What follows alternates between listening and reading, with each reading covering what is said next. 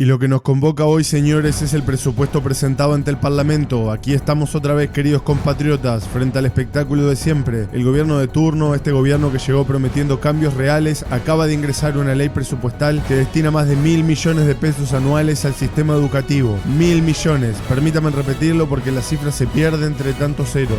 1.000 millones de pesos para ANEP, UDELAR y UTEC. Y usted sabe que es lo más extraordinario, que por primera vez en décadas la distribución de estos recursos cuenta una historia que comenzó hace exactamente 4 años atrás, cuando el presidente Luis Lacalle Pou asumió el poder con una promesa que resonó en cada rincón del país. Y cito: vamos a hacer de la educación una verdadera política de Estado. 4 años después y otro gobierno, mientras analizo esta ley presupuestal línea por línea, artículo por artículo, me pregunto realmente si estamos ante el cumplimiento de esa antigua promesa o ante la más sofisticada operación de marketing político que hayamos visto jamás. Porque veamos los números con frialdad quirúrgica, señores. A ANEP le asignan 590 millones anuales, solo por la alimentación escolar. Y escuche bien, alimentación. Mientras que las becas para educación media van a pasar de 221 millones en 2026 a 826 millones en 2029. Un crecimiento del 374% en 3 años. ¿Alguien me puede explicar cómo se justifica semejante escalada? La respuesta, como siempre en este país, está en el pasado. Retrocedamos a 2005, cuando el Frente Amplio llegó al gobierno con Tabaré Vázquez. 15 años de administración progresista, que hay que reconocerlo, pusieron a la educación en el centro del debate público. Pero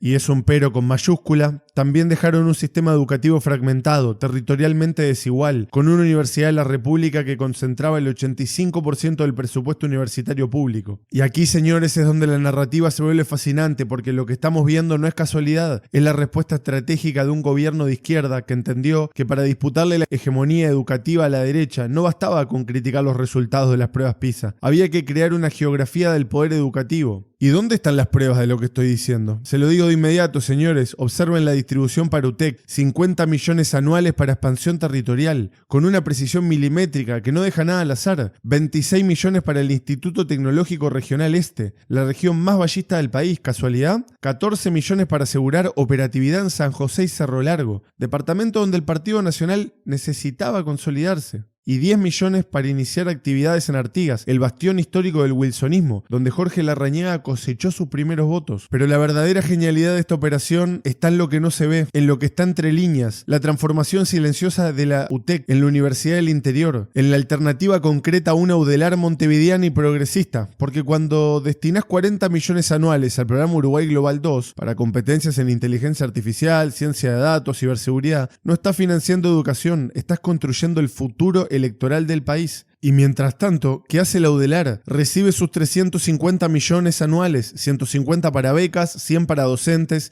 100 para el hospital de clínicas, con la resignación de quien sabe que perdió la batalla narrativa, porque acá está el punto esencial, señores. Este gobierno entendió que la educación superior ya no se disputa en las aulas de la Facultad de Derecho o en los pasillos de Medicina, se disputa en las ciudades del interior, en los jóvenes que no pueden venir a Montevideo, en los padres que sueñan que sus hijos estudien una carrera moderna sin alejarse del pago. Pero ojo, y acá viene la primera gran ironía de esta historia. Mientras el gobierno diseña esta estrategia de expansión territorial universitaria con precisión cartográfica, la ANEP sigue siendo tratada como el pariente pobre de la familia educativa. Sí, le dan 590 millones para alimentación, pero ¿cuál es la pregunta obligada? ¿Desde cuándo alimentar a los gurises es la prioridad número 1 del sistema educativo? ¿No será que estamos confundiendo política educativa con política social? Y aquí, señores, es donde el análisis empieza a tocar las fibras y se vuelve incómodo, porque la distribución presupuestal de esta ley cuenta una verdad que nadie se anima a decir en voz alta, que este gobierno decidió apostar el futuro universitario del interior antes que resolver los problemas estructurales de la educación primaria y media. Es como si hubieran concluido con la frialdad de un grupo que es más redituable políticamente formar ingenieros en Artigas que alfabetizar gurises a las periferias de Montevideo. Pero la verdadera obra maestra de ingeniería política está en los detalles, en esos artículos que parecen técnicos pero que esconden decisiones estratégicas a largo plazo. ¿Por qué ANEP va a ser la única beneficiaria de las herencias yacentes? ¿Por qué se modifica la ley 19.990 para que los bienes de personas sin herederos vayan directamente a la educación?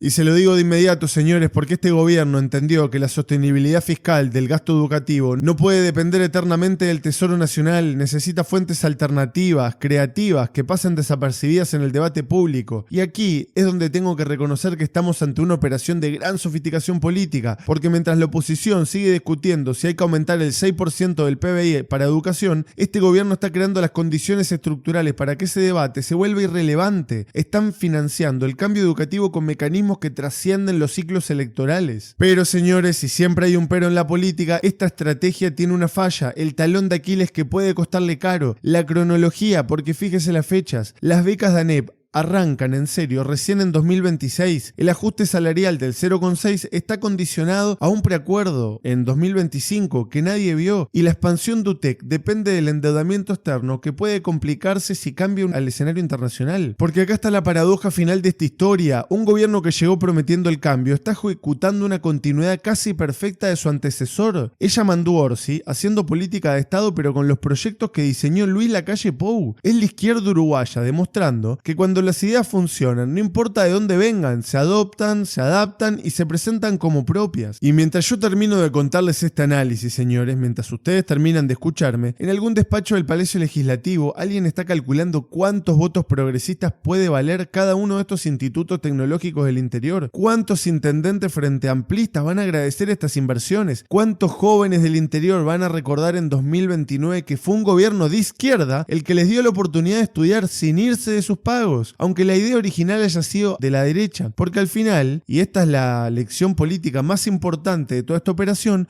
los presupuestos no son documentos técnicos, son declaraciones de intenciones electorales. Y Yamandu Orsi acaba de declarar que las suyas, con una claridad que da tranquilidad o inquietud, según donde se lo mire, la partida recién empieza.